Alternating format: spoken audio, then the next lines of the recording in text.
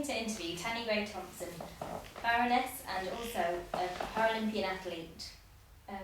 Baroness Gray Thompson has actually kindly agreed to talk to us and answer a few questions on the Paralympics and also Trailblazers related issues. Hello. Hello, hi.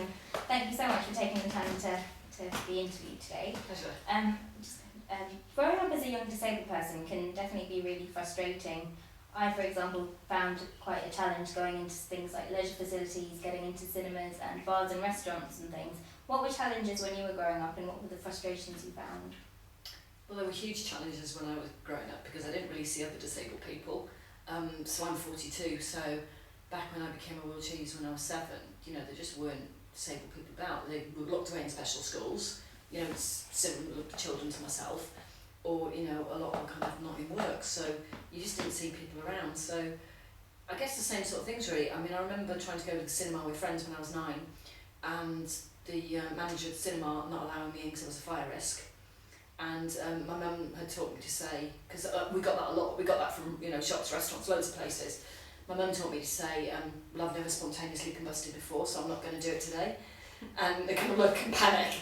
And I just remember it being kind of just quite hard, because the other thing, there were no accessible toilets anywhere, like none. So I grew up in Cardiff, and all the public toilets were downstairs, and it was also before lots of shops had toilets, and they certainly didn't have things like baby changing. So if I wanted to go out with my friends, I had to either kind of just not drink anything for the 5 hours before I went, so I didn't have to use the loo, or I had to kind of base the time that I was out and away from home on where there were any toilets around. So I remember when the first accessible toilets were built in Cardiff, and being so excited, really, really excited, because it meant I could stay out with my friends all day. And it's things like that, again, there were no drop curbs, and people used to stare at me in the street. And people used to, say in the supermarket, drag their kids out my way in case I caught or they caught something.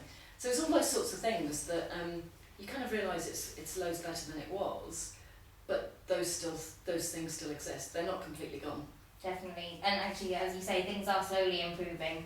And I myself think that sometimes access and public awareness is slowly improving. But what do you think has contributed to this, and how do you feel things have changed for disabled people in recent years? Because your experiences seem so sort of, so surprising in a way, in terms of, being able to go down the street and people actually being worried about catching things. Yeah, well, I think legislation's helped, and there's sort of a group of disabled people who, many of them are now in the House of Lords, who literally chained themselves to the railings outside this building to make sure there was change. So I think, there's been a significant group of disabled people who've campaigned for difference.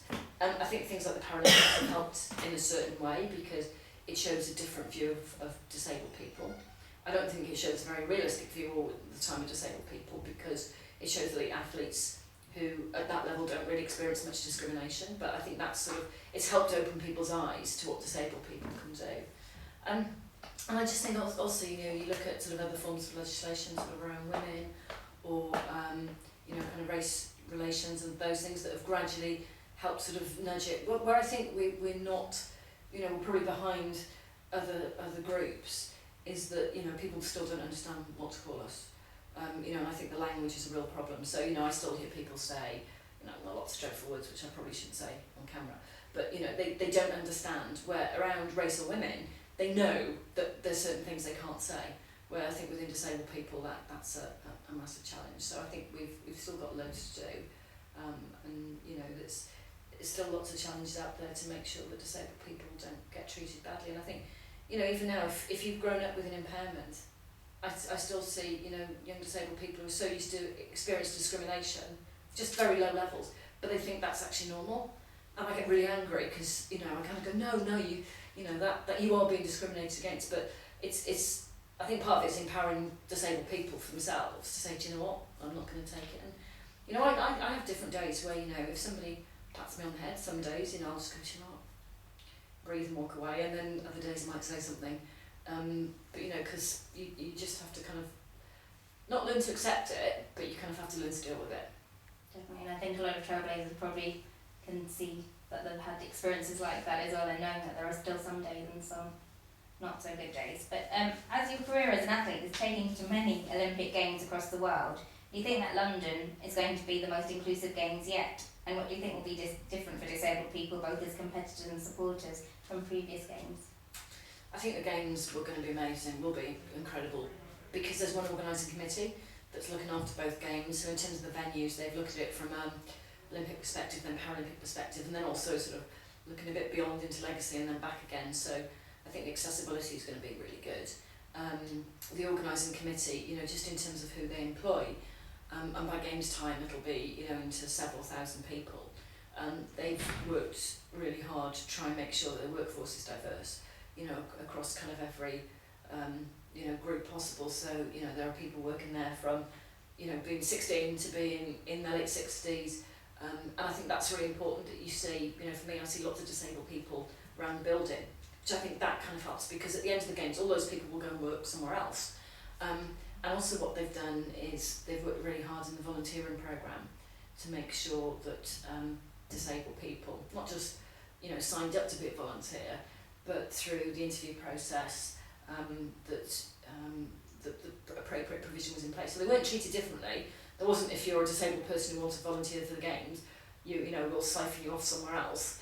They've actually made that really inclusive, and the fact, you know, they're going to need 70,000 volunteers for the games, who will be exposed to disabled people will be exposed to non-disabled people, you know, that will change things. And my kind of wish for the volunteering side was that, you know, at games time, when you're at the Olympic Park, you see disabled people wearing the volunteers top, and that's something that, you know, I hope we're going to do. So it's going to have a big impact. There's massive challenges, you know, transport in London, really difficult, and it's going to be really busy. Yeah. But also games time, you know, there's lots of stuff going on to try and make sure that we can kind of move people around in the right way.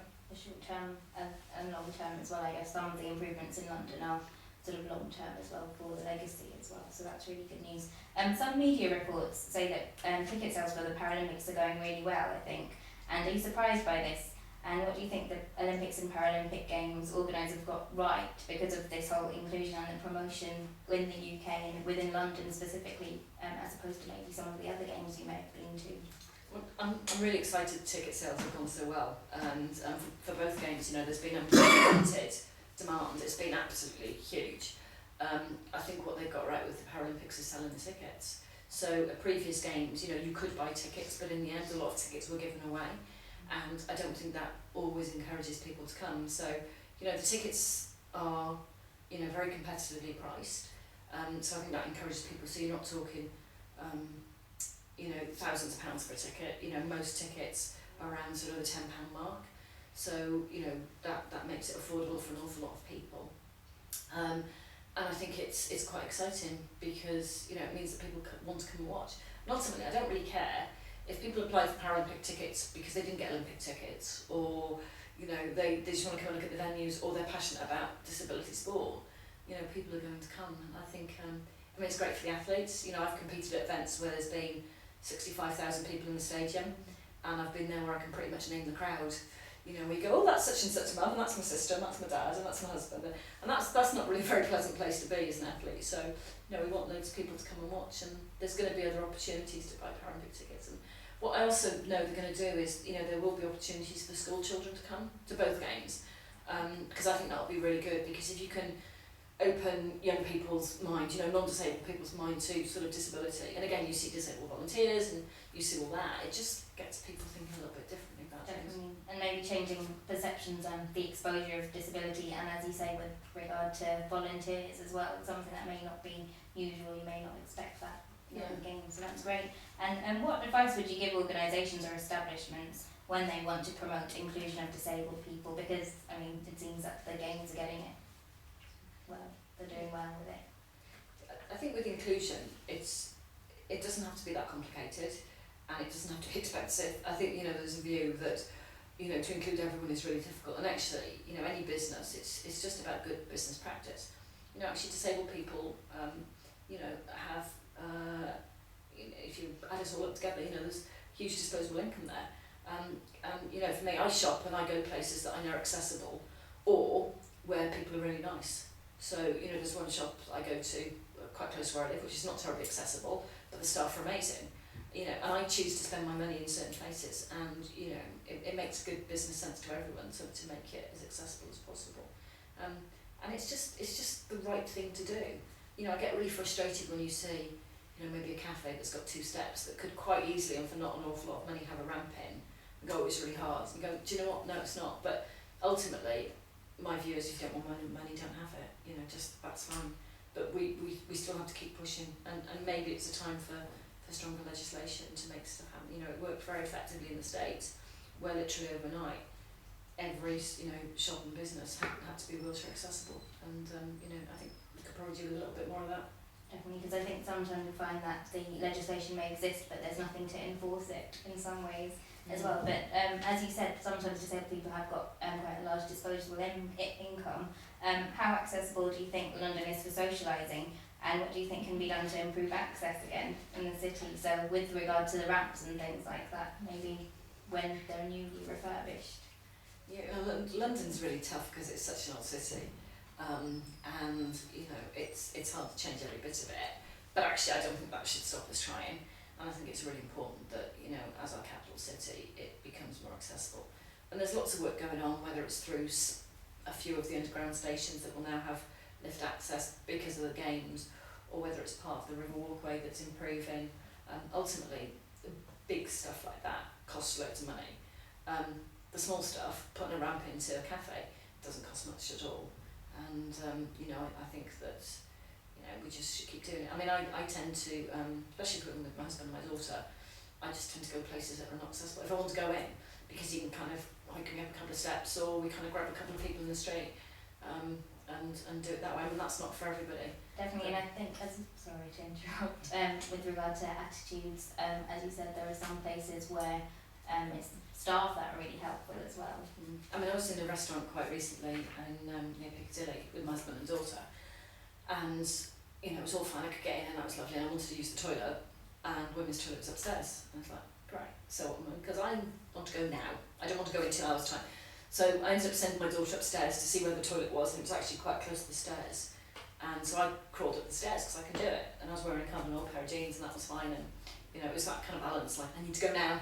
And you know, my daughter was great because she's sort of grown up around it, so she might have said in quite loud voices as I was crawling up the stairs, you know, are they evil, mummy, because they don't have a downstairs toilet? And I was like, I'm not evil, darling, they just don't understand.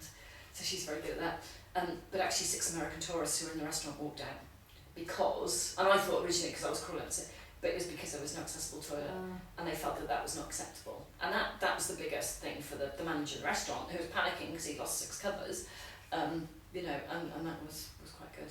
Definitely, and also because it actually raises awareness to maybe the non-disabled people and realise that there's actually revenue that could be lost in that way. It's a financial argument. Yeah. Would you describe the United Kingdom as a good place to live? And do you think, as a disabled person, there's a particular town or city that you think is particularly good or particularly bad as a wheelchair user?